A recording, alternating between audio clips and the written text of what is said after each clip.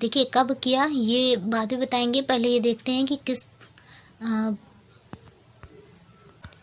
किस प्रक्षेपण से मतलब प्रवेश किया। ठीक है, तो आर्यभट्ट के प्रक्षेपण से भारत ने अंतरिक्ष में प्रवेश किया। आर्यभट्ट का जो प्रक्षेपण है किया गया था, कब किया गया था, तो 19 अप्रैल 1975 को किया गया था। इनसैट 3C को प्रक्षेपित किया गया था, तो ये कोरू फ्रेंच गुआना से प्रक्षेपित किया गया था। ठीक है, तो आगे देखते हैं। तो यहाँ पे सही सुमेलित करने के लिए बोल रहा है, तो देखते हैं आगे। सही सुमेलित कीजिए बोल रहा है। कॉस्मिक बैकग्राउंड, ये उपग्रह कार्यक्रम एक्सप्लोरर, कोब, फेल्कॉन, समुद्रगत केबल तंत्र, डिस्कवरी, अंतरिक्ष शटल और अटलांटिस, ये भी अंतरिक्ष शटल से कनेक्टेड है। सुमेलित है, यहाँ पे भी पूछ रहा है कि कौन सा किससे सुमेलित है, तो क्यूरियोसिटी रोवर, ये यूएसए का मंगल ग्रह अन्वेंसी अंतरिक्ष यान है, इससे संबंधित है। मैसेंजर जो है नासा का बुध ग्रह अन्वेंसी अंतरिक्ष यान है। रुस्तम फर्स्ट डीआरडीओ का मानव रहित वायुयान है और आकाश टू टेबलेट से जुड़ा हुआ है। ठीक है, यहाँ पे नासा का अंतिम अंतरिक्ष यान रहा, तो ये अटलांटिस है। तो नेक्स्ट ये भी सुमेलित करने के लिए बोल रहा है, यहाँ पे अंतरिक्ष यान और प्रयोजन इन दोनों को आपस में सुमेलित करना है।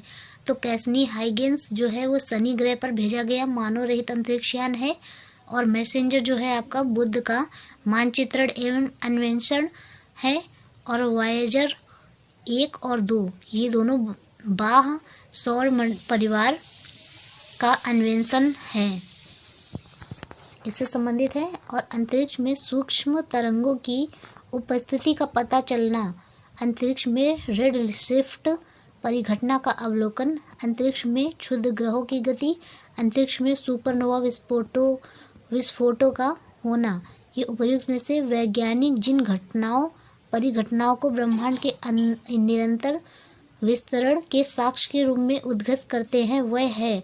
तो यहाँ पे पहला और दूसरा ये दोनों इससे जुड़े हुए हैं, बाकी के नहीं है सुमेलित।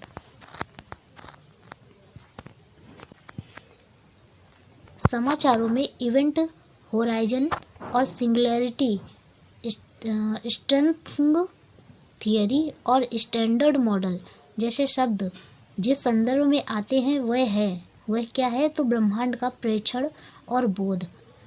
बोल रहा है टिम पीक को जाना जाता है, तो ये अंतरिक्ष यात्री के रूप में जाना जाता है। नासा का अंतरिक्ष यान कैसिनी है, ये क्या है, ये शनि ग्रह के मिशन पर भेजा गया था कैसिनी। श्याम वीवर जिसे ब्लैक होल कहते हैं, ये क्या है, तो ये सिमट गया तारा है। नया नाम कल्पना 1 दिया गया है, तो मेटसैट को, कल्पना 1 इसको नाम नया दिया गया है, तो मेटसैट को दिया गया है। बोल रहे निम्न कथनों पर विचार कीजिए। ठीक है, तो कथन को देख लेते हैं। भारत ने सितंबर 2002 में अपने प्रथम पूर्ण मौसम विज्ञान संबंधी उपग्रह मेटसैट का प्रक्षेपण किया था, और पहली बार अंतरिक्ष वाहन PSLV C4 ने भू समकालिक कक्षा में 1000 किलोग्राम से अधिक अर्जक भार लेकर प्रवेश किया था। तो उपर्युक्त में से कौन सा कथन यहाँ पे पूछ रहा है सही है, तो यहाँ पे पहला और दूसरा कथन दोनों सही हैं। ठीक है, तो आगे बढ़ते हैं। अंतरिक्ष में कई 100 किमी प्रति सेकंड की गति से यात्रा कर रहे विद्युत आवेशी कण यदि पृथ्वी के धरातल पर पहुंच जाएं, तो जीव जंतुओं को गंभीर नुकसान पहुंचा सकते हैं, और ये कण पृथ्वी के धरातल पर नहीं पहुंच पाते हैं। क्योंकि पृथ्वी की चुंबकीय शक्ति उन्हें ध्रुवों की ओर मोड़ देती है। ठीक है, तो यहाँ पे ये कथन सही हो जाएगा। अब दूसरा आपका देखिए, इसमें बोल रहा है कौन सा कथन यहाँ पे सही है, तो पृथ्वी का चुंबकीय क्षेत्र हर कुछ 100,000 सालों में उत्क्रमित हुआ है। जब जीवित जीव पैदा हुए, उन्होंने पृथ्वी के आरंभिक वायुमंडल को बदल दिया। तो यहाँ पे ये और फर्स्ट और सेकंड दोनों ही कथन सही हैं। आगे देखते हैं। निम्नलिखित कथनों पर विचार कीजिए। तुल्यकारी उपग्रह लगभग 10,000 किमी की ऊंचाई पर स्थापित किया गया है। संगीत के FM संचरण के उत्तम प्रकार का होने का कारण है कि वायुमंडलीय अथवा कृत्रिम शोर जो सामान्यतः आवृत्ति परिवर्तन के रूप में होता है, इसके लिए अधिक हानिकारक नहीं होता है। उपरोक्त में से यहाँ पे कौन सा कथन सही नहीं है? ठीक है, तो इस चीज़ पर ध्यान दीजिए कि क्वेश्चन क्या कहने की कोशिश कर रहा है। ये कह रहा है यहाँ पे सही नहीं है। ठीक है, तो यहाँ पे केवल एक कथन यहाँ पे सही नहीं है, दूसरा कथन आपका सही है। चलिए आगे देख लेते हैं। दूर संचार प्रसारण हेतु प्रयुक्त उपग्रहों को भू अप्रगामी कक्षा में रखा जाता है और एक उपग्रह ऐसी कक्षा में तब होता है जब कक्षा भूतुल्यकालिक होती है, कक्षा वृत्ताकार होती है तथा कक्षा पृथ्वी की भूमध्य रेखा के समतल होती है। तो यहाँ पे ये तीनों इससे जुड़े हुए हैं। चलिए नेक्स्ट देखते हैं। भूस्थैतिक स्थिति है। कैसी स्थिति है भूस्थैतिक?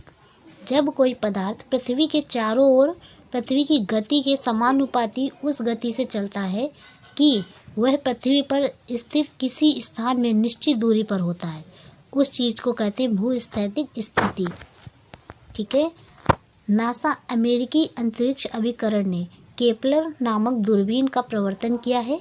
तो पृथ्वी तुल्य ग्रहों को जानने के लिए नासा ने अमेरिकी अंतरिक्ष अभिकरण से केपलर नामक दूरबीन का प्रयोग किया है, प्रवर्तन किया है पृथ्वी की तुल्य ग्रहों को जानने के लिए। भारत द्वारा भी प्रमोचित खगोल की वेधशाला एस्ट्रोसैट के संदर्भ में बोल रहे हैं कौन सा कथन आपका सही है यहाँ पे? ठीक है, तो हम कथनों को देख लेते हैं। USA और रूस के अलावा केवल भारत एकमात्र ऐसा देश है जिसने अंतरिक्ष में उसी प्रकार की वेधशाला प्रमोचित की है। ठीक है। एस्ट्रोसैट 2000 किलोग्राम का एक उपग्रह है जो पृथ्वी की सतह के ऊपर 1650 किलोमीटर पर एक कक्षा में स्थापित है। तो यहाँ पे दो कथन बोल रहा है, तो इनमें से आपका पहला कथन भी गलत है और दूसरा कथन भी गलत है। ठीक है, पहला भी गलत है और दूसरा भी गलत है। यहाँ पे आपका कोई कथन सही नहीं है। चलिए आगे देखते हैं। जब इनसैट 3B लॉन्च किया गया था उस समय इसरो के अध्यक्ष कौन थे? ठीक है, जब बोल रहा है इनसैट 3B अब लॉन्च किया गया था तब इसरो के अध्यक्ष कौन थे? तो के कस्तूरी रंजन जी थे तब। अभी तो पता ही है आपको कौन है, अगर नहीं पता है तो कमेंट करके बताइए कौन है। भारतीय अंतरिक्ष अनुसंधान संगठन के अध्यक्ष हैं, देखिए आ भी गया क्वेश्चन, तो डॉक्टर के सिवान जी अभी हैं हाल ही में। भारतीय अंतरिक्ष कार्यक्रम के जनक थे, तो ये डॉक्टर विक्रम साराभाई जी थे। चलिए नेक्स्ट देखते हैं। कथन बोल रहा है ए और आर, यहाँ पे कथन और कारण वाला प्रश्न है। चलिए इसको देख लेते हैं। भारत के टेलीकम्युनिकेशन को उपग्रह से जोड़ दिया गया है। भारत स्टार वार की तैयारी कर रहा है।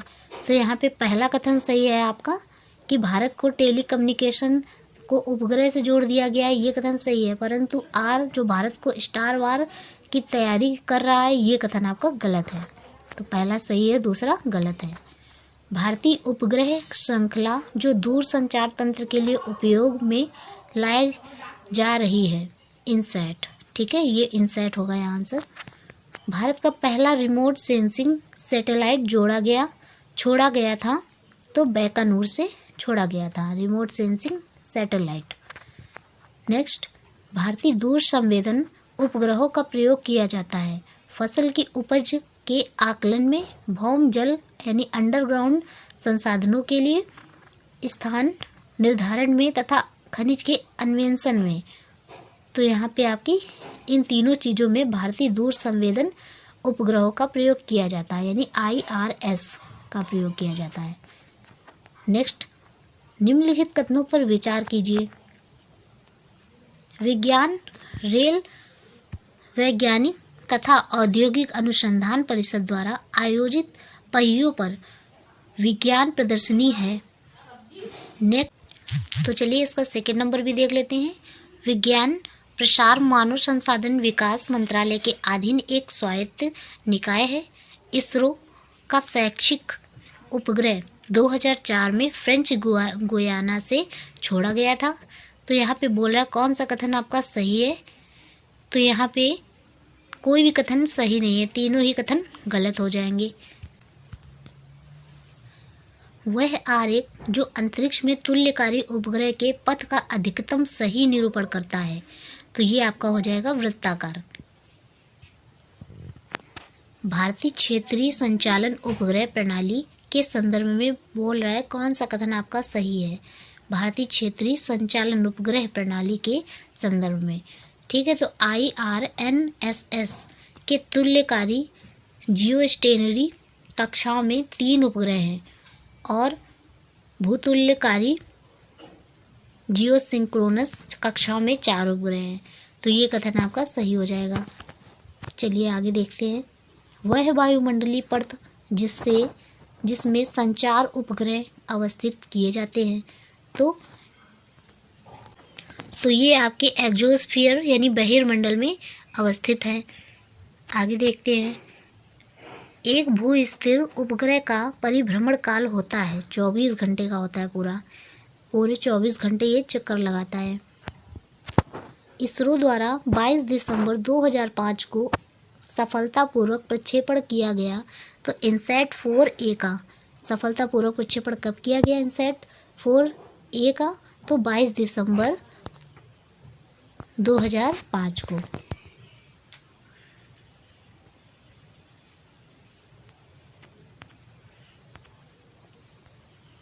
PSLV C-37 के द्वारा एक ही उड़ान में 15 फरवरी 2017 को सफलतापूर्वक विमोचित किए गए 104 उपग्रह, ठीक है। एपोसिस, कैसिनी और स्पट्जर तथा टेक्सार में से एक अंतरिक्षयान नहीं है, अंतरिक्षयान है। तो कैसिनी एक अंतरिक्षयान है। कैसिनी आपका अंतरिक्षयान है।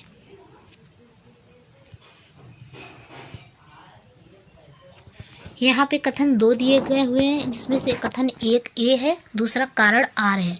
तो चलिए इसको पढ़ लेते हैं। अंतरिक्षयान पृथ्वी पर उतरते समय कुछ क्षण के लिए भू स्टेशन से रेडियो संपर्क खो देता है। कारण वो बता रहा है, जब एक अंतरिक्षयान पृथ्वी के वायुमंडल में प्रवेश करता है तो यान की सतह का ताप बढ़ जाता है, तो जिससे उसके चारों ओर वायु आयनित हो जाती है। तो यहाँ पे बोल रहा है AR दोनों कथन सही हैं और AR की सही व्याख्या भी कर रहा है, यानी एकदम सही हैं ये दोनों कथन।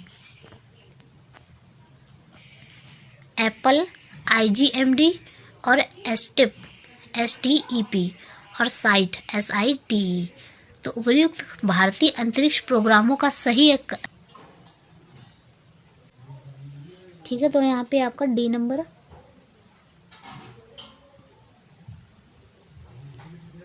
आपका पहले हो जाएगा, फिर हो जाएगा C और उसके बाद आ जाएगा A नंबर और उसके बाद B। तो इस तरह से फर्स्ट, सेकेंड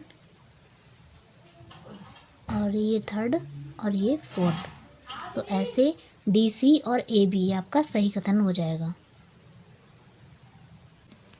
एप्पल उपग्रह को प्रक्षेपित किया गया था। तो ये कोरू फ्रेंच गुयाना से किया गया था प्रक्षेपित एप्पल उपग्रह को। प्रथम भारतीय संप्रेषण सैटेलाइट एप्पल छोड़ा गया था। तो ये 19 जून 1981 को छोड़ा गया था।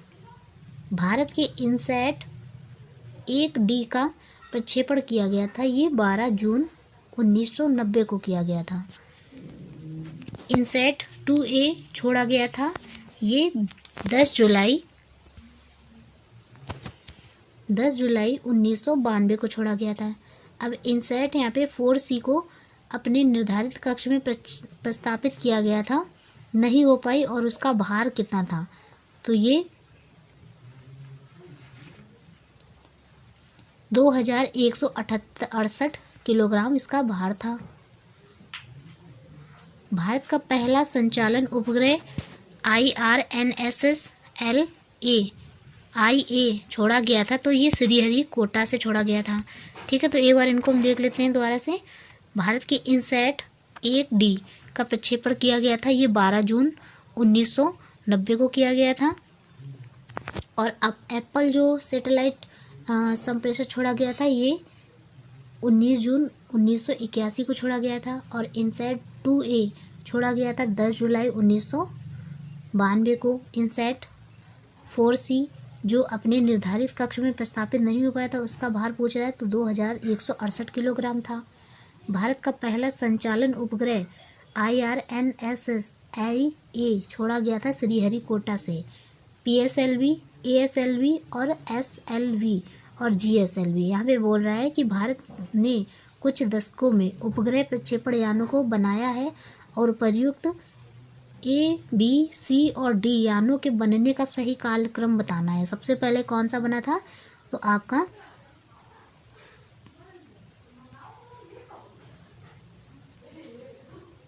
देखिए सबसे पहले आपका बना था C नंबर, यानी कि SLV बना था सबसे पहले।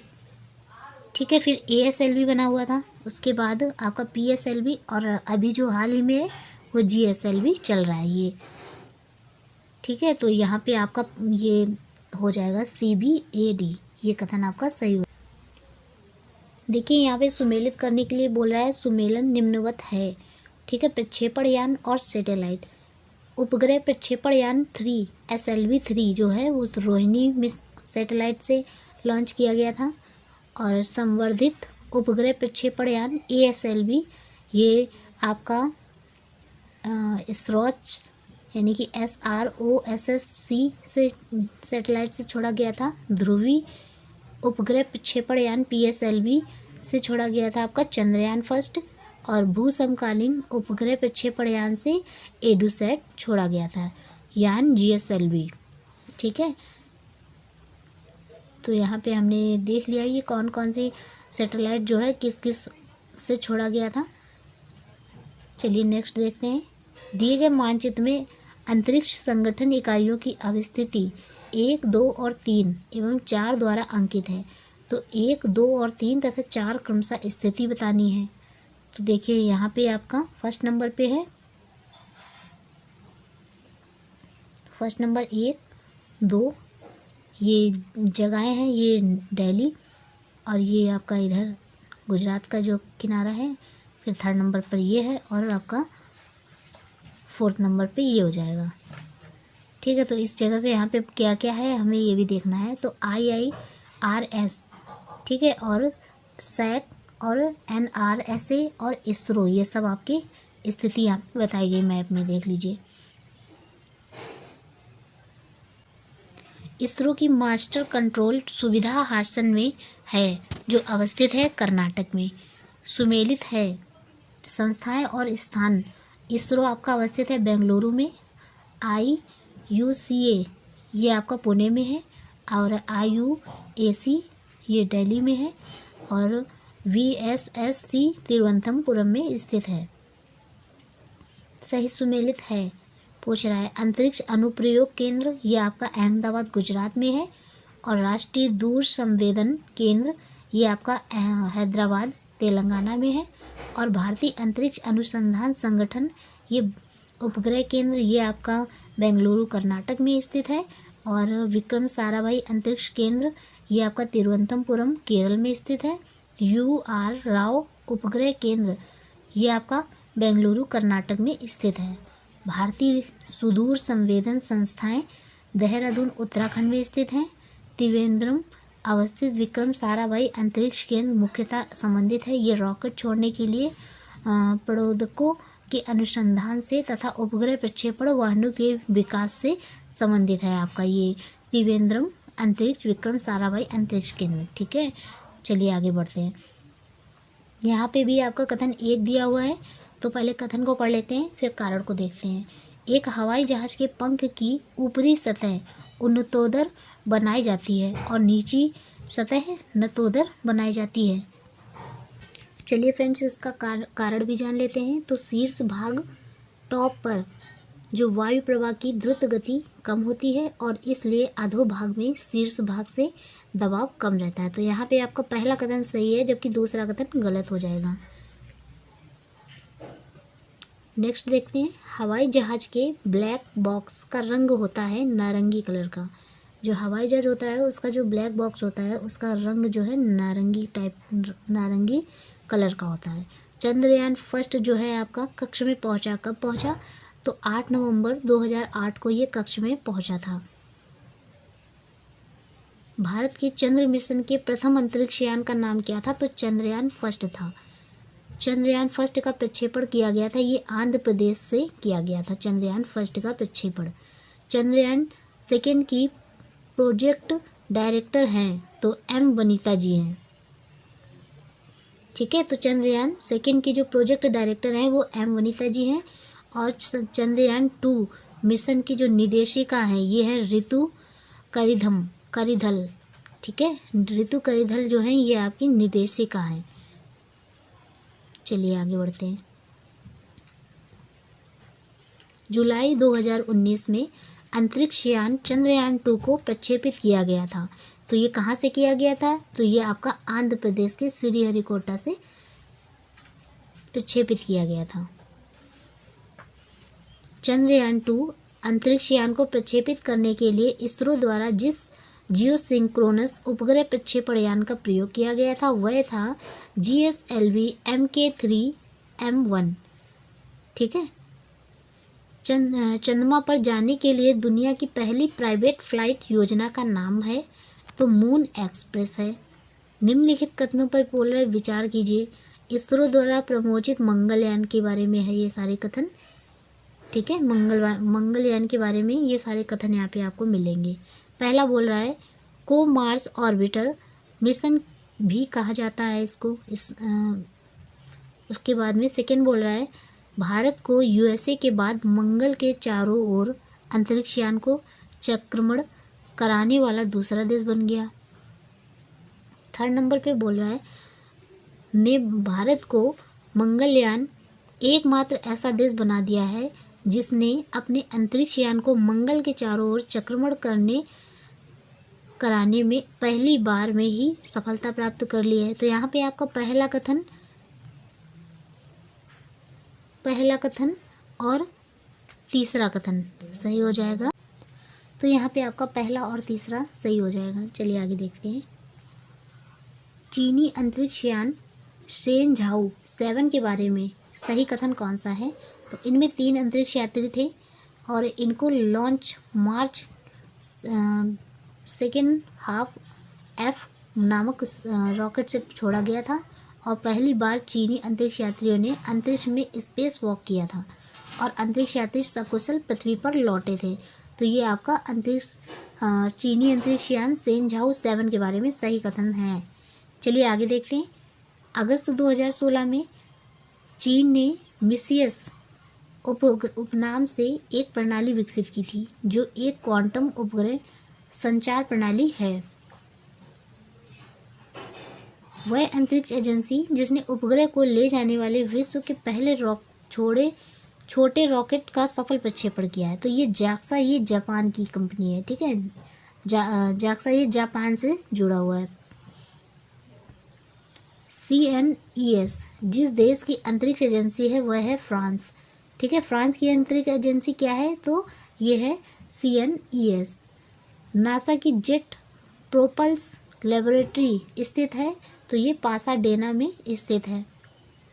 ग्रिड्ज लाइटनिंग 10 यानी कि GL10 जिसका हाल ही में समाचारों में उल्लेख हुआ है, ये नासा द्वारा परीक्षित विद्युत विमान है। नेक्स्ट, नासा का डीप इम्पैक्ट अंतरिक्ष मिशन जिस धूमकेतु केंद्रक के विस्तृत चित्र लेने के लिए प्रयोग में लाया गया वह है temple first. Phoenix Roger Florida और जॉन कैनेडी में से नासा के मंगल ग्रह पर यान का जो नाम है वो क्या है? फिनिक्स है। मंगल ग्रह पर जनवरी 2004 में पहुंचने वाला प्रथम अमेरिकन रोवर था, वो था सिप्रेट। नेक्स्ट, मंगल विद्युत मंगल, बुध, शुक्र तथा बृहस्पति में से वह ग्रह जो जीवन के अस्तित्व के लिए उपयुक्त हो सकता है। ठीक है, तो ये मंगल हो सकता है जीवन के अस्तित्व के लिए। यहाँ पे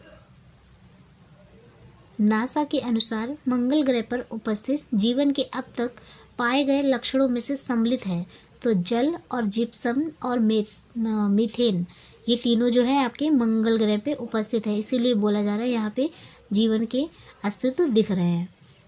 चलिए आगे देखते हैं।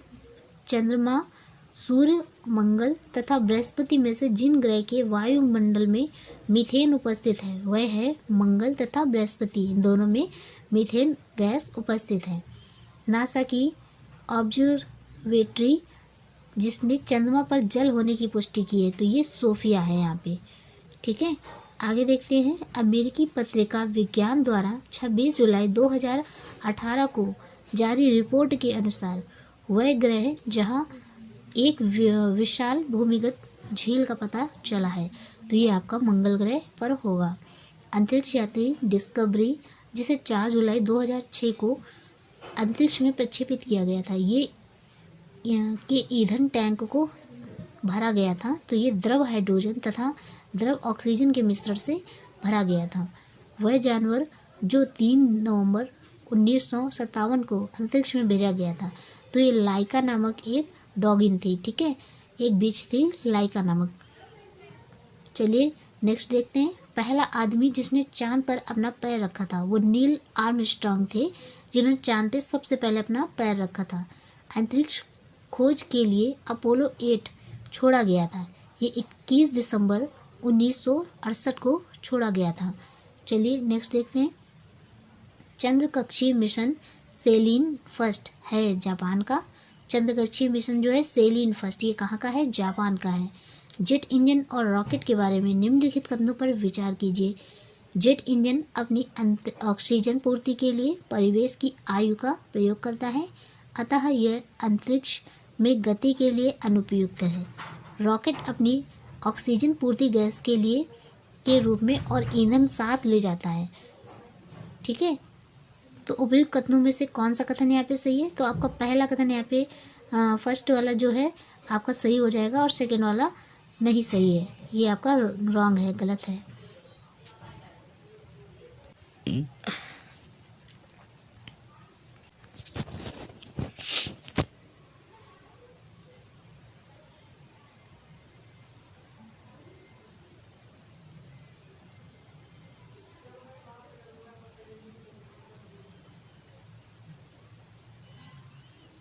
तुम्बा रॉकेट वाला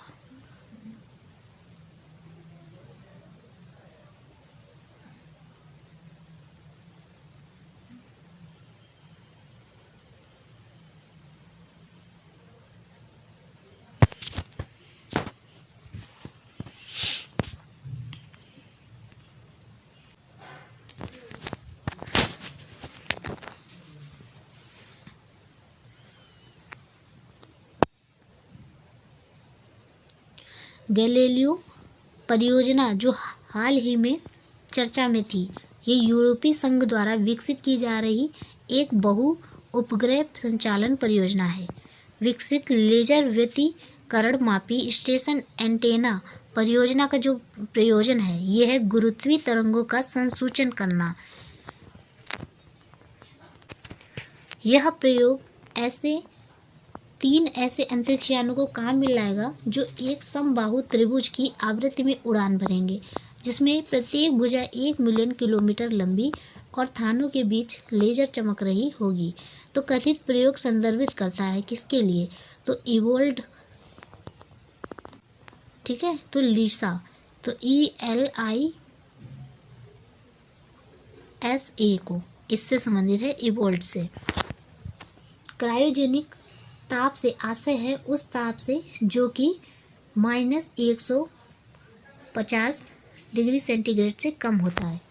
न्यून तापमानों क्रायोजेनिक्स का अनुप्रयोग होता है। ये अंतरिक्ष यात्रा, चुंबकीय प्रोत्थापन एवं दूरमिति में होता है, इसका प्रयोग होता है। निम्नतापी इंजनों का अनुप्रयोग होता है। ये रॉकेट प्रौद्योगिकी में इनका प्रयोग किया जाता है। निम्नतापी इंजनों का, निम्नतापी इंजन प्रयोग में लाते हैं द्रव ऑक्सीजन ऑक्सीकारक के रूप में तथा द्रव हाइड्रोजन ईंधन के रूप में प्रयोग में लाते हैं। क्रायोजेनिक इंजन का इस्तेमाल होता है स्पेस शटल में, इसका प्रयोग किया जाता है। रॉकेट नोदकों के रूप में प्रयोग किया जाता है। तो द्रव हाइड्रोजन, द्रव ऑक्सीजन, द्रव हाइड्रोजन तथा मिट्टी का तेल, इन सब का प्रयोग किया जाता है। रॉकेट कार्य करता है संवेग संरक्षण के सिद्धांत पर। निम्नलिखित कथनों पर विचार कीजिए। तो फर्स्ट वाला बोल रहा है रिसैट 2 उपग्रह कक्षा में PSLV C-12 द्वारा अप्रैल 2009 में श्रीहरिकोटा से छोड़ा गया था। और दूसरा कथन कहता है एक दूसरा उपग्रह अनुसैट भी PSLV C-12 द्वारा कक्षा में छोड़ा गया था। इसका निर्माण अन्ना विश्वविद्यालय चेन्नई द्वारा किया गया था। अनुसैट एक परीक्षणीय संचार उपग्रह है और रिसैट 2 एक खोजी उपग्रह है। वह देश की सीमाओं की चौकसी में सक्षम है। तो यहाँ पे कौन से जो कथन है ये आपके सही हो जाएंगे। तो यहाँ पे पहला, दूसरा, तीसरा और चौथा, चारों ही कथन सही है। तो भारतीय उपग्रहों और उनके प्रक्षेपणों के संदर्भ में कौन सा कथन सही है। इनसैट श्रृंखला के सभी उपग्रह विदेशों में छोड़े गए। PSLV का प्रयोग IRS श्रृंखला के उपग्रहों के प्रक्षेपण के लिए किया गया। भारत ने GSLV के तीसरे चरण को शक्ति प्रदान करने के लिए पहली बार स्वदेश निर्मित शीत जनित इंजनों का प्रयोग किया। 4 नंबर है वर्ष 2001 में छोड़े गए GSAT में अंकीय प्रसारणों और इंटरनेट सेवाओं को प्रदर्शित करने के लिए अर्जक भार पेलोड है। तो इनमें से कौन से कथन आपके सही हैं। तो दूसरा और तीसरा एंड चौथा, ये तीनों कथन आपके सही हैं। फर्स्ट वाला गलत हो जाएगा। भारत के उपग्रह प्रमोचित करने वाले वाहनों के संदर्भ में सही कथन है PSLV से वे उपग्रह प्रमोचित किए जाते हैं जो पृथ्वी के संसाधनों की मॉनिटरिंग में उपयोगी हैं, जबकि GSLV को मुख्यतः संचार उपग्रहों को प्रमोचित करने के लिए अभिकल्पित किया गया है। ठीक है, चलिए नेक्स्ट देखते हैं।